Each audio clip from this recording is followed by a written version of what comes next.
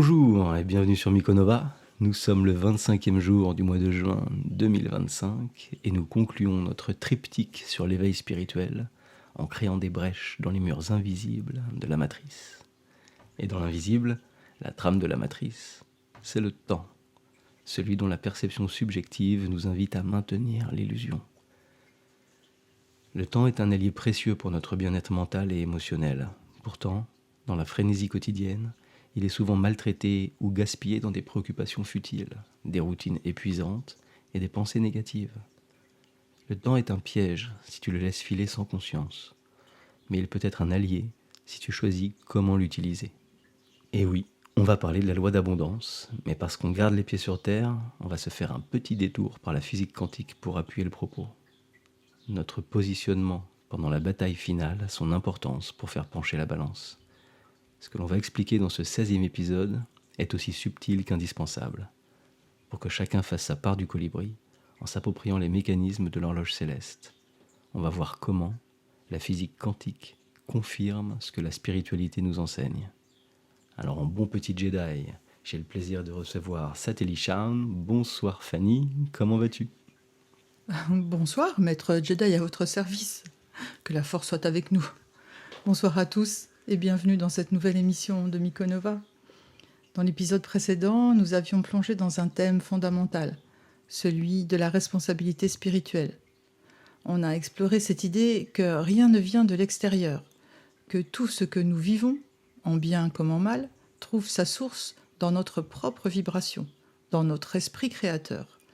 Nous avons parlé du corps comme condensé de l'esprit, de la différence entre cause et source, et de la nécessité de reprendre le gouvernail de notre vie.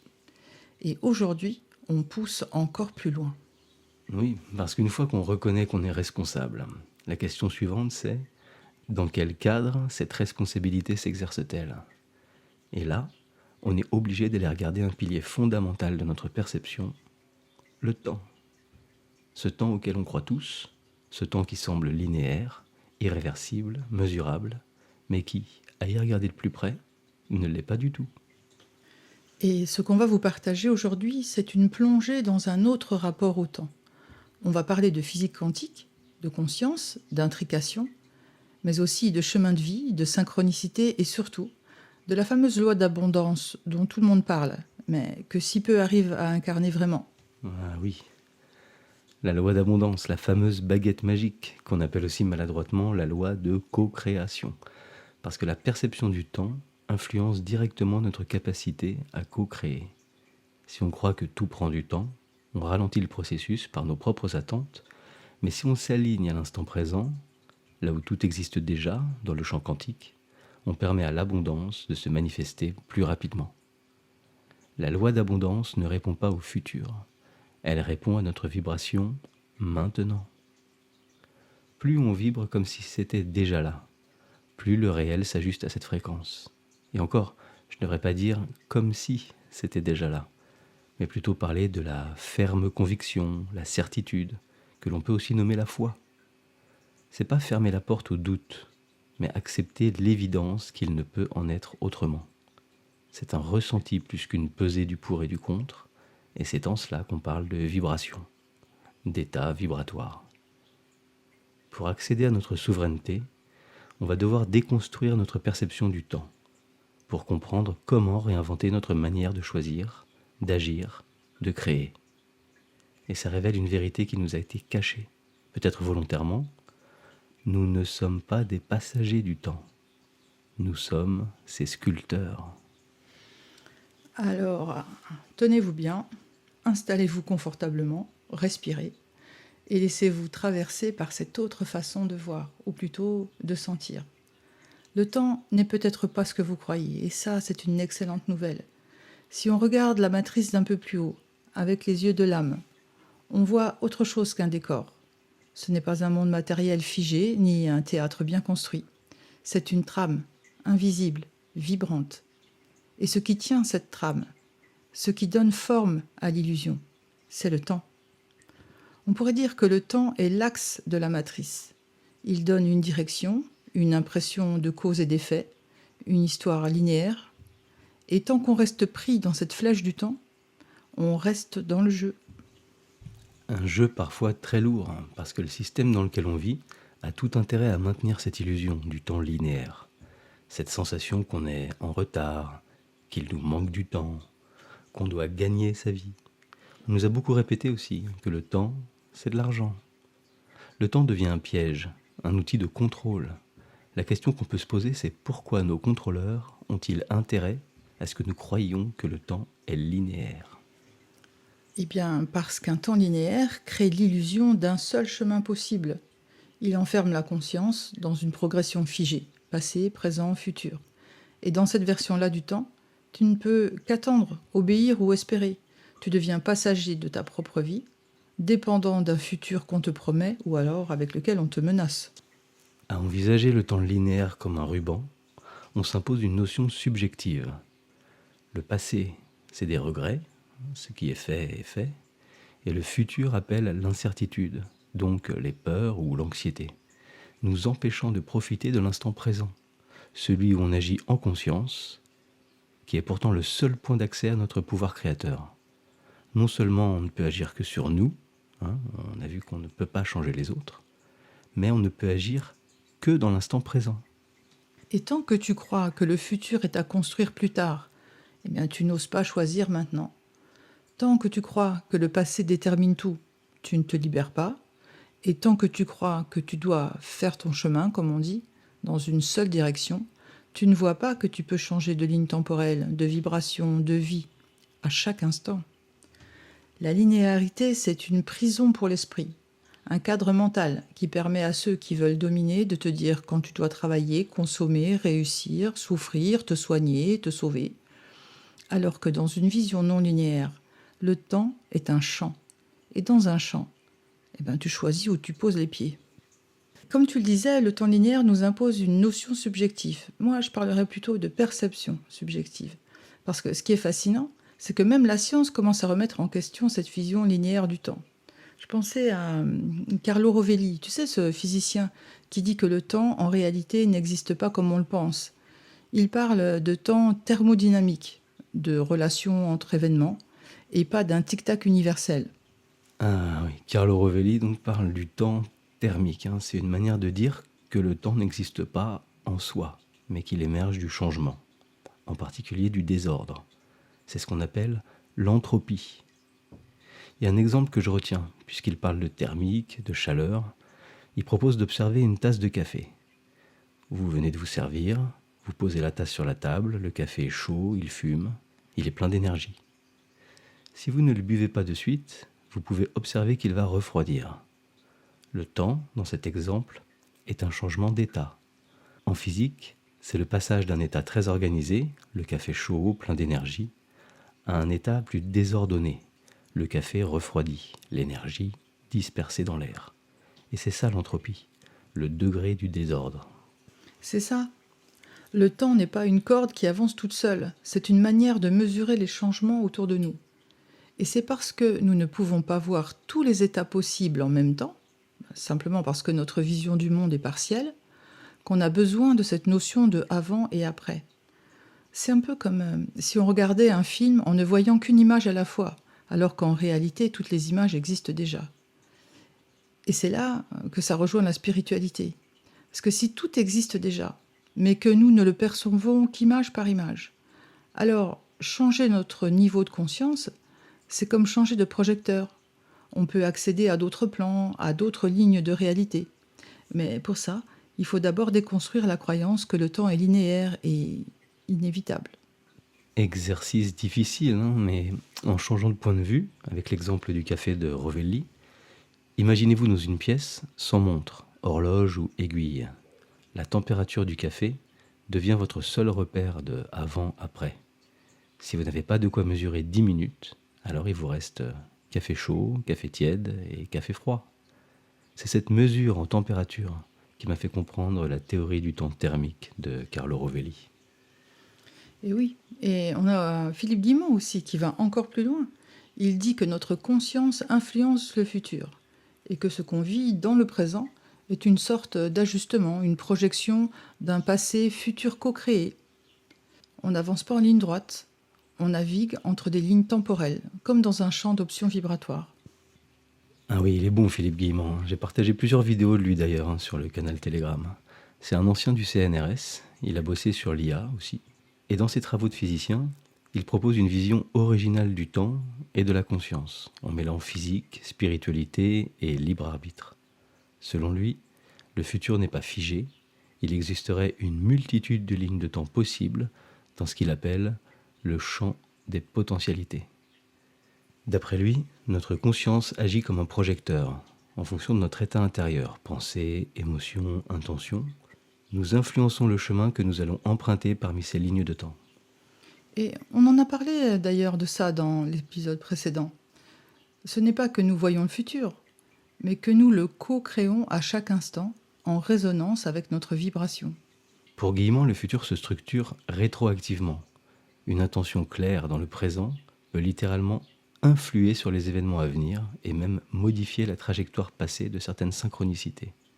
En résumé, le temps n'est pas linéaire et notre conscience n'est pas passive. Elle est un outil de navigation dans l'espace-temps. Et c'est là que sortir de la matrice, ce n'est pas fuir le monde, mais c'est changer de fréquence. Oui, puis c'est plus simple, parce que je t'avoue que quand j'entends Guillemont parler de modifier la trajectoire passée de certaines synchronicités, j'ai le cerveau qui fume.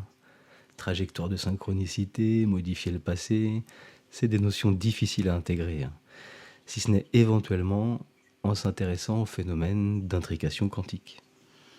Ouais, j'ai bien conscience que cette notion bouleverse tout ce qu'on croit savoir, et il est difficile pour nous de le concevoir. Le temps est subjectif. Il dépend de notre point de vue. Mais si tu enlèves tous les repères de mouvement, alors le temps s'efface. Il n'a plus de prise. Et ça se vérifie. C'est même ce qui rend la physique quantique si fascinante avec ce phénomène d'intrication quantique. C'est cette idée complètement folle que deux particules peuvent rester connectées, même séparées par des kilomètres.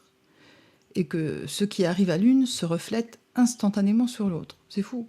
Ah ouais, c'est fascinant l'intrication quantique.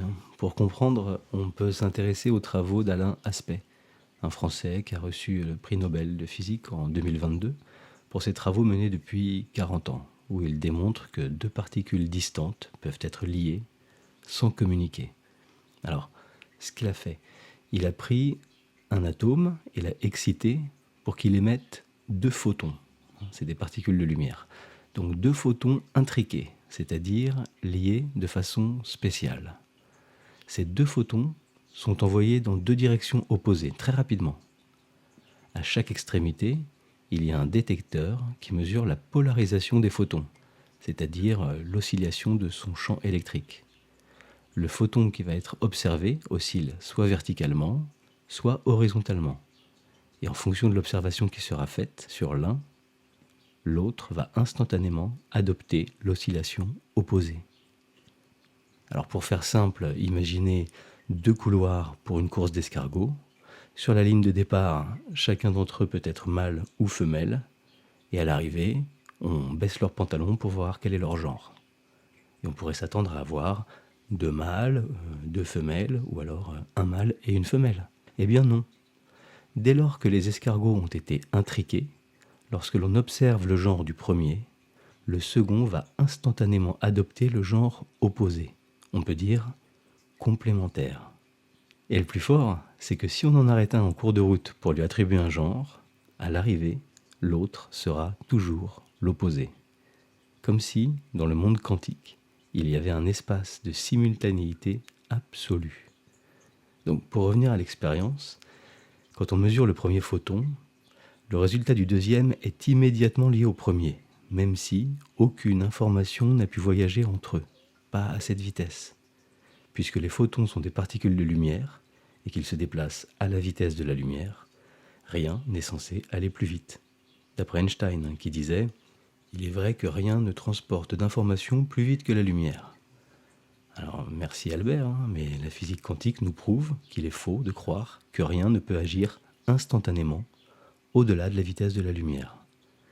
Et alors, ce que ça prouve, c'est que l'expérience d'Alain Aspect confirme que l'intrication quantique est réelle et que le monde ne fonctionne pas comme on le pensait. Il semble exister une forme de connexion instantanée entre les particules, au-delà de l'espace et du temps. Eh ouais, Albert, même le temps est relatif. C'est là que la théorie de l'intrication quantique rejoint celle de Guimond sur une idée centrale.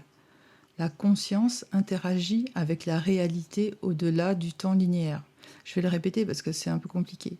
La conscience interagit avec la réalité au-delà du temps linéaire.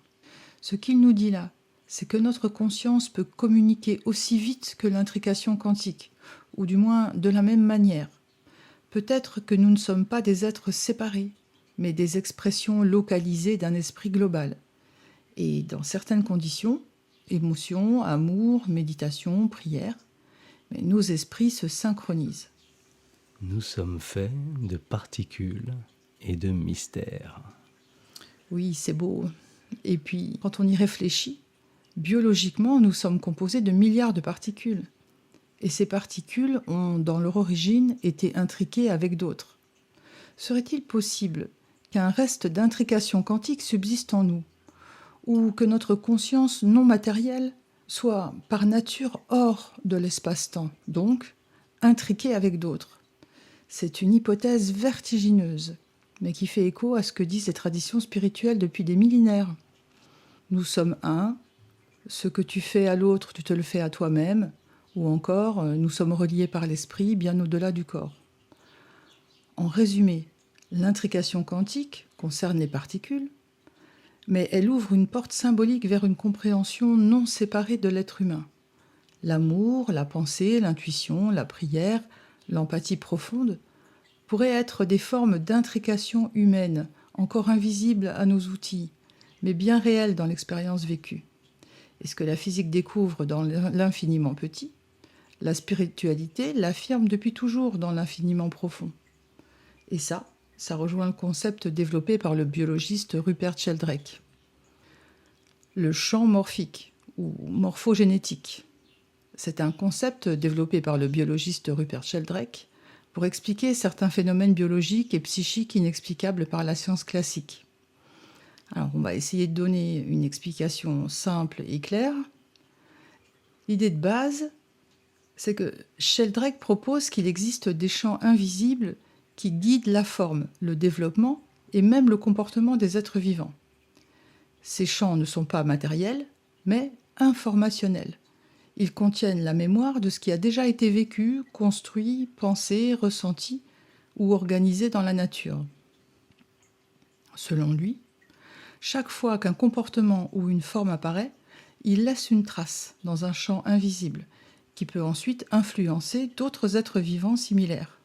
Par exemple, si une souris apprend un labyrinthe à Paris, une autre souris, ailleurs dans le monde, pourrait l'apprendre plus vite parce que l'information a été inscrite dans le champ morphique de son espèce.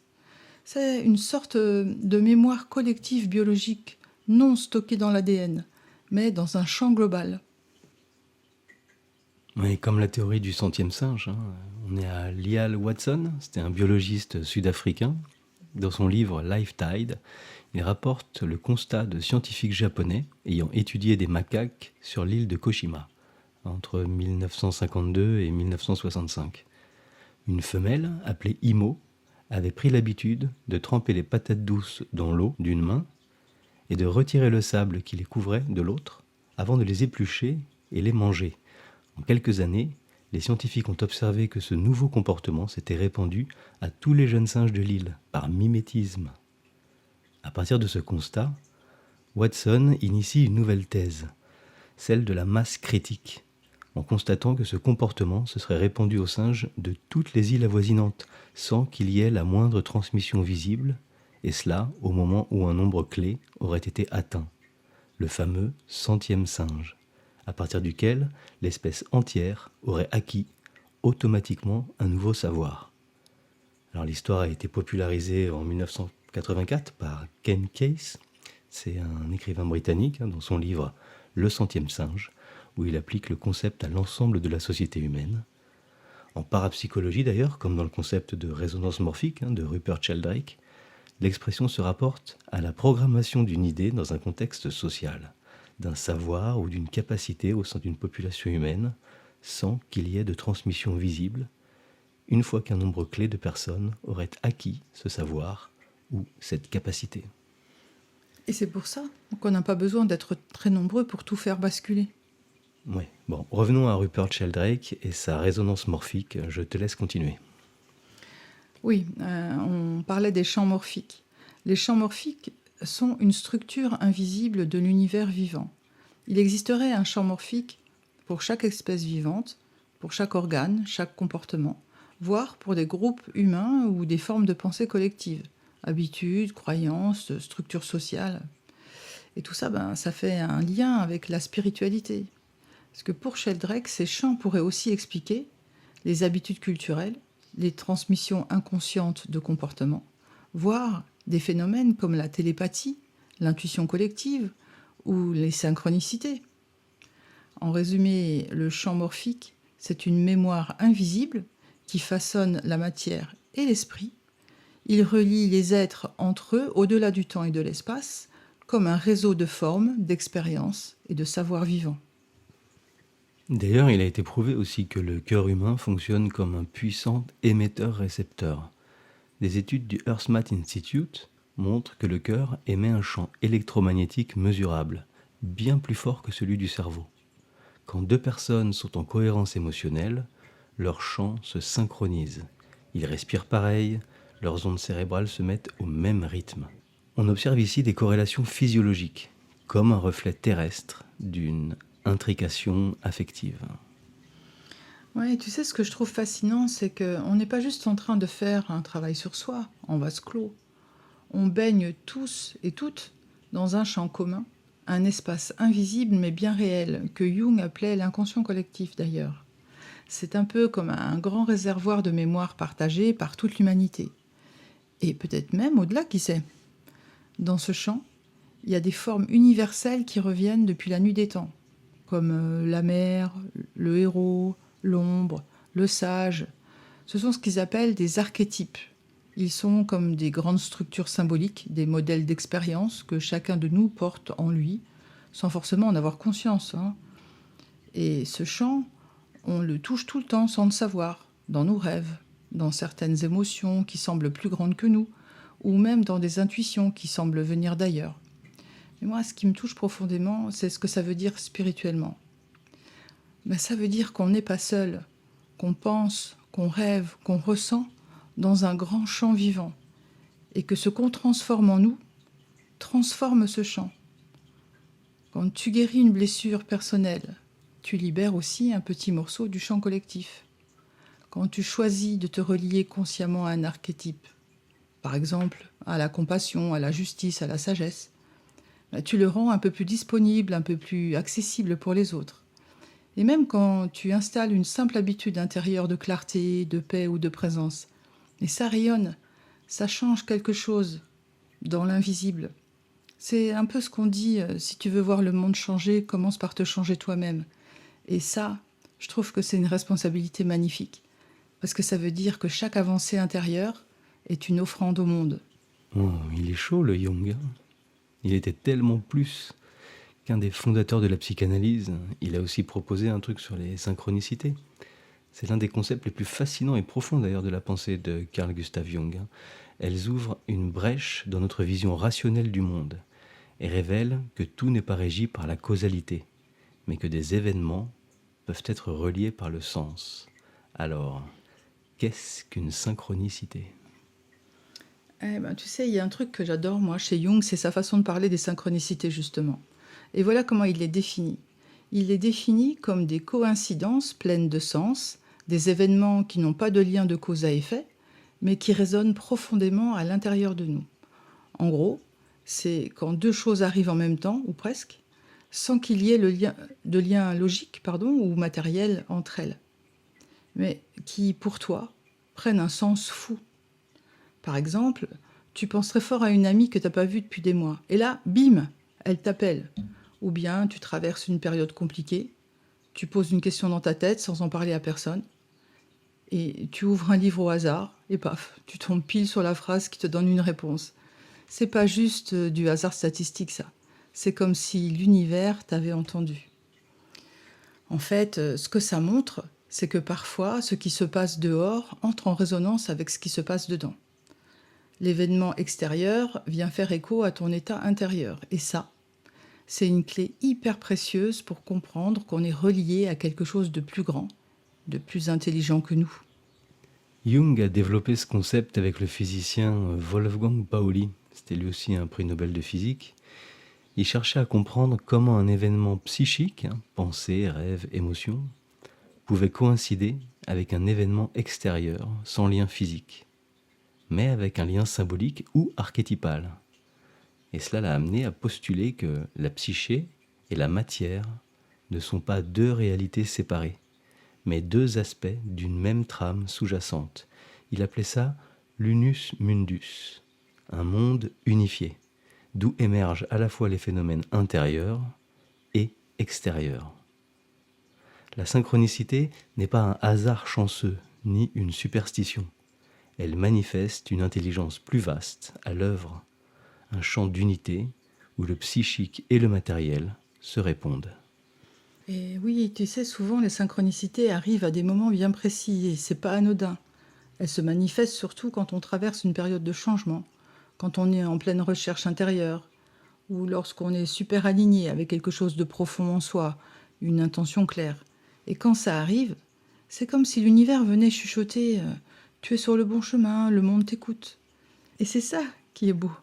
Une synchronicité, c'est pas juste un petit clin d'œil de la vie, c'est un signal.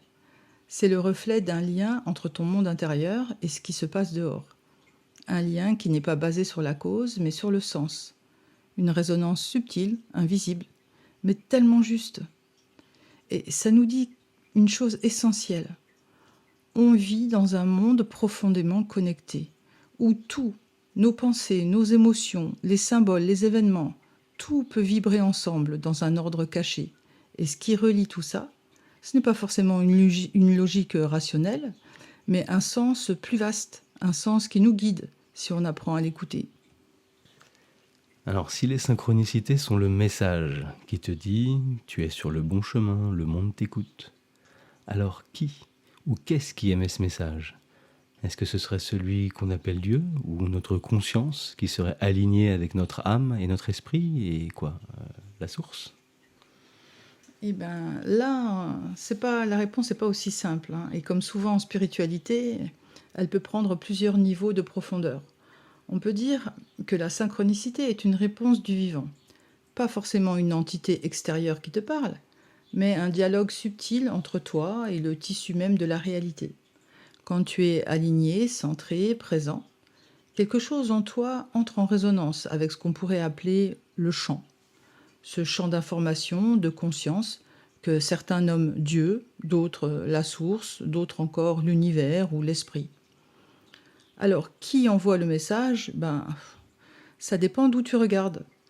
Si tu regardes avec les yeux du cœur, tu pourrais dire que c'est ton âme qui t'envoie un clin d'œil, un signe, pour confirmer que tu avances dans la bonne direction.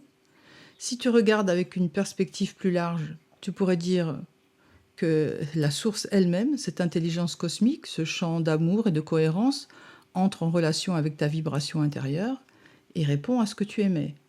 Et si tu regardes à travers le prisme de Jung, c'est ton inconscient profond relié à l'inconscient collectif qui capte quelque chose de plus vaste que toi et qui manifeste dans la matière une réponse à ton mouvement intérieur. Mais dans le fond, ça n'a pas vraiment d'importance, parce que ces niveaux ne sont pas séparés. Ta conscience, ton âme, l'esprit, la source, tout est intriqué. Quand tu es dans ta justesse, c'est comme si tout l'univers s'ajustait aussi. Alors la synchronicité, c'est pas juste un message, c'est une communion entre ton âme intime et l'intelligence vivante du monde. Tu es sur le bon chemin. C'est là qu'on parle de destin ou de chemin de vie ? Oui, et je dirais que c'est plus le chemin de vie que le destin, parce que le destin, ça sonne figé, comme si tout était déjà écrit. Le chemin de vie, lui, est vivant, évolutif. C'est la direction profonde de ton âme. Mais tu restes libre à chaque instant de t'en rapprocher ou de t'en éloigner. Donc, quand une synchronicité te dit « tu es sur le bon chemin », c'est comme si ta boussole intérieure confirmait que tu es aligné avec ce que ton âme est venue expérimenter ici. En gros, les synchronicités seraient comme des panneaux de signalisation sur la route de notre destin. C'est là qu'on retrouve Philippe Guillemont, quand il fait référence au GPS sur la ligne de temps, mais on développera ça dans un instant. Oui, d'ailleurs, c'est ce que disait Guimand. Il parle de conscience dans un multivers de possibles. La conscience ne se limiterait pas au cerveau, mais interagirait avec un champ d'information plus vaste, hors espace-temps, capable d'influencer la matière, les comportements et même le cours du futur. Et là, bim, paf, pouf, tout ce qu'on veut. C'est passionnant.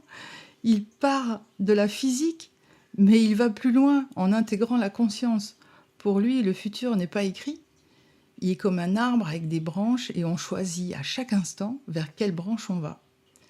Et c'est notre intention, notre vibration qui nous aligne sur une ligne de temps ou sur une autre. Donc si je me lève le matin en pensant que tout va mal, je me connecte à un futur pourri. Et si je choisis de croire que quelque chose de beau peut m'arriver, alors je change de branche. Exactement. Il appelle ça la navigation dans le futur. Et c'est vraiment là que ça devient fascinant. Il dit que le futur existe déjà, mais sous forme d'un potentiel, pas figé, et que le passé aussi est plastique, c'est-à-dire qu'il peut être modifié par nos perceptions et nos choix présents. Et le plastique, c'est fantastique, mais comment tu veux modifier le passé? Ben oui, mais pas les événements eux-mêmes. Là-dessus, on ne peut rien faire. Ce qui s'est passé, c'est passé. Mais le sens qu'on leur donne peut être modifié. Les traces énergétiques qu'ils laissent aussi. Par exemple, une blessure que tu as vécue enfant peut t'avoir enfermé pendant des années. Mais si aujourd'hui, tu choisis de la regarder autrement, comme un tremplin, une initiation, une expérience de résilience, alors ton rapport au passé change. Et du coup, ton avenir aussi. C'est un peu comme si on remontait dans notre dossier intérieur et qu'on réécrivait le titre du chapitre. On regarde le livre du passé et on peut décider de le voir à moitié vide ou à moitié plein. Oui, et ça, Guimand le met en lien avec ce qu'il appelle le double du futur. Le double du futur serait une partie de nous, plus élevée, plus alignée, qui connaît déjà les futurs potentiels les plus lumineux.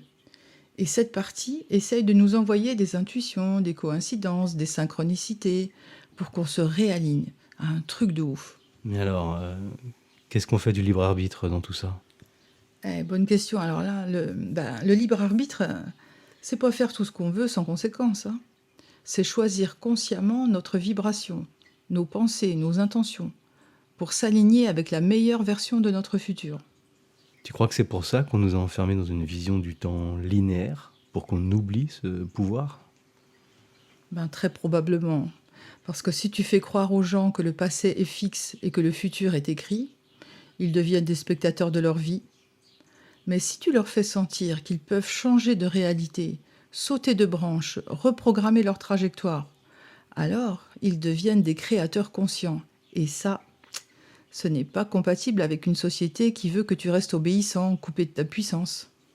Ce que tu dis là, Fanny, sur les lignes de temps, les branches possibles du futur, ça me ramène à ce qu'on avait dit dans la dernière émission sur la responsabilité spirituelle. Oui, parce que si le temps est non linéaire, si le futur est un champ de possibles, alors notre responsabilité, c'est de choisir. Pas juste attendre que la vie nous apporte quelque chose ou que quelqu'un décide à notre place, mais reconnaître que nos pensées, nos choix, nos émotions, notre posture intérieure sculptent littéralement le chemin qu'on va emprunter.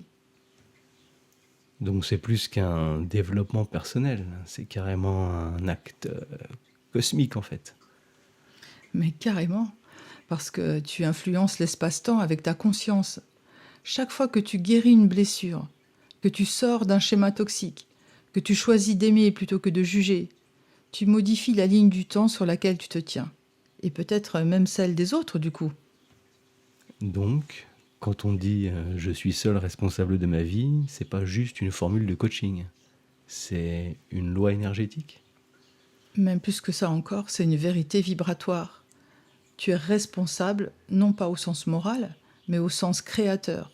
Tu es responsable de ce que tu nourris en toi, autour de toi et dans le champ collectif.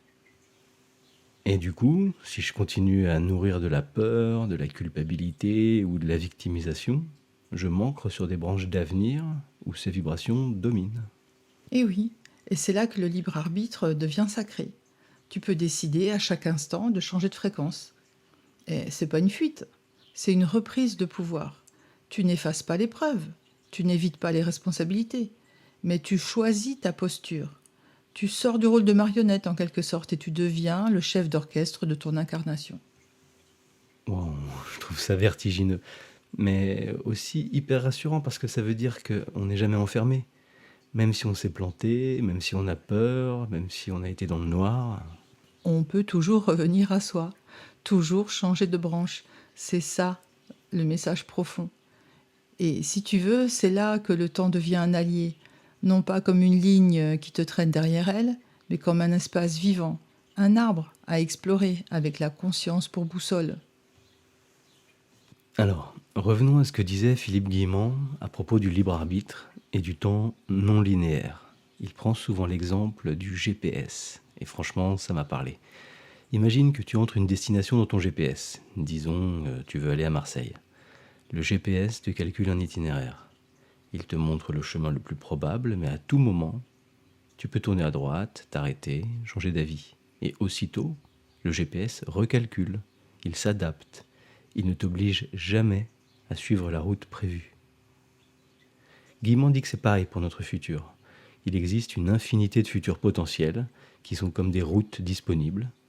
Ton esprit ou ton âme aurait comme programmé une destination vibratoire, un sens profond, mais tu gardes ton libre arbitre à chaque instant. À chaque choix, tu modifies le chemin. Tu changes la trame. Tu peux choisir d'y aller à vélo ou en avion, en détour ou en ligne droite.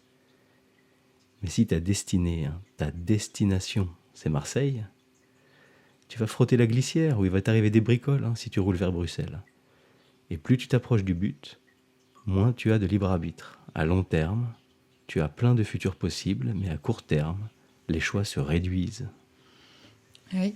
Et comme dans le GPS, le système anticipe. Si tu prends un détour, la réalité s'ajuste pour t'emmener malgré tout vers ton but, ou pour te proposer une nouvelle trajectoire selon ce que tu vibres maintenant. Donc, c'est pas un destin figé, mais une co-création continue avec le champ informationnel. Et cette histoire de GPS, ça change complètement notre façon de voir la loi d'abondance. Parce qu'on croit souvent que l'abondance, c'est un truc magique qui tombe du ciel quand on pense positif, mais c'est pas aussi simple. Exactement. Beaucoup de gens se disent je visualise, je fais des affirmations, mais rien ne change. C'est comme s'ils avaient entré abondance dans leur GPS, mais qui décidaient de rester garés sur le bas-côté, sans bouger, ou pire, qui roulaient en direction opposée. Mhm. Parce que l'univers ou le champ quantique fonctionne comme un système de coordonnées vibratoires. Il capte ce que tu vibres. On l'a déjà dit, mais c'est vraiment quelque chose de difficile à intégrer, alors on le répète. Il capte ce que tu vibres, pas ce que tu dis vouloir. Si tu vibres la peur du manque, l'obsession du résultat ou le doute, il recalcule en fonction de ça. Il t'envoie des situations qui correspondent à cette fréquence. C'est là que la compréhension du temps non linéaire devient essentielle. Ce que tu vis aujourd'hui est souvent la conséquence d'une vibration passée. Et ce que tu vibres maintenant tisse déjà les chemins de demain. Mais ces chemins ne sont pas fixes. Tu peux changer de trajectoire dès que tu changes ta fréquence, ton regard, ta posture intérieure. Et voilà, je vais marteler l'argument. La loi d'abondance ne répond pas à nos mots, elle répond à notre alignement profond. Si ton GPS intérieur est brouillé par la peur, la colère, la résignation, le champ quantique ne peut pas te guider vers une réalité fluide. Il ne peut qu'amplifier ce que tu émets. En revanche, si tu te recentres, si tu assumes ta responsabilité spirituelle, comme on en parlait dans l'émission précédente, alors tu deviens un aimant naturel pour l'abondance. Donc ce n'est pas je veux l'abondance, c'est je deviens abondance. Ma pensée, mon cœur, mes choix, ma vibration. Et là, le champ s'ouvre, les synchronicités se mettent en place et les hasards deviennent des rendez-vous. Et tu n'as plus besoin de forcer, tu coopères avec le vivant. Tu laisses ta conscience conduire avec foi et discernement. Et l'abondance n'est plus un objectif. C'est un état naturel. Naturel, comme il l'est pour le colibri. C'est le seul oiseau capable de voler en arrière, ce qui en fait un symbole fort du temps non linéaire. Il nous rappelle que l'on peut puiser dans le passé sans s'y perdre pour mieux avancer. Par sa légèreté et sa capacité à suspendre le vol, il incarne aussi la présence, l'instant pur. Et surtout, il nous enseigne la force du geste juste. Même minuscule, il fait sa part.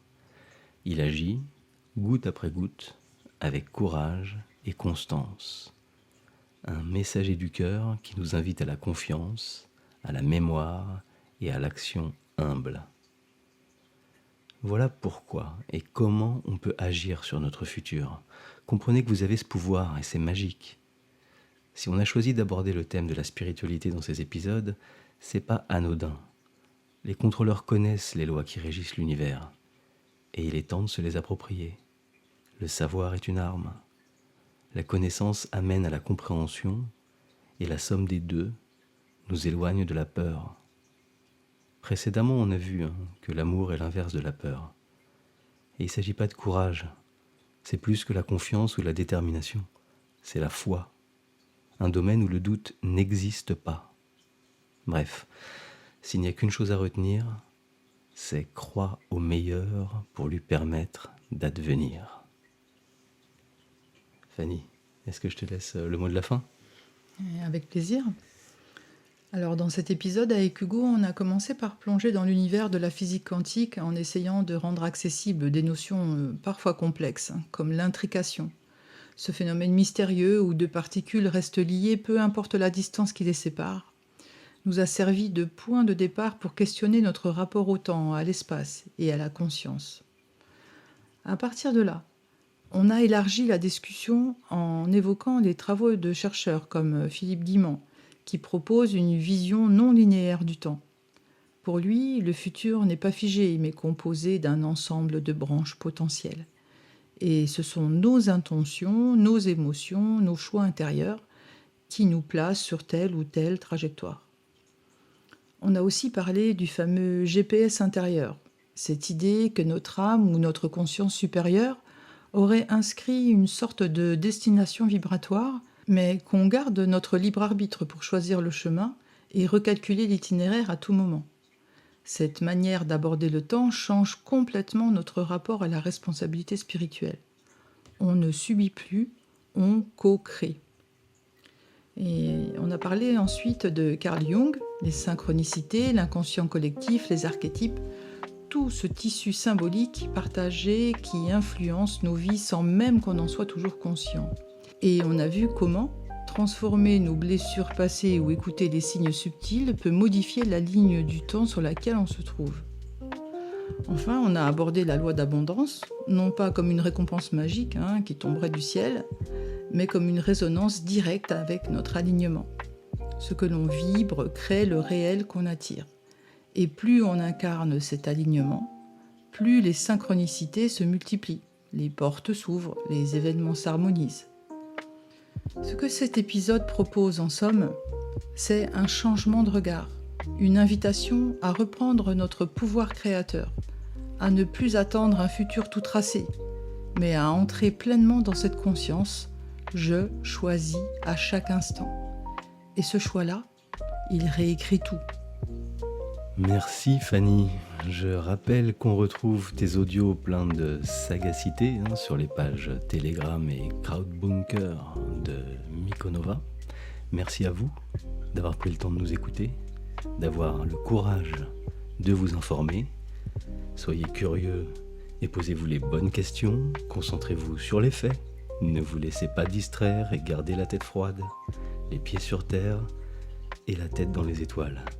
Nous sommes en train de reprendre notre souveraineté. La planète vibre fort pour nous éveiller. Alors soyez acteurs de ce monde en pleine mutation. Prenez soin de vous, restez ancrés et surtout soyez prêts, car le meilleur est à venir.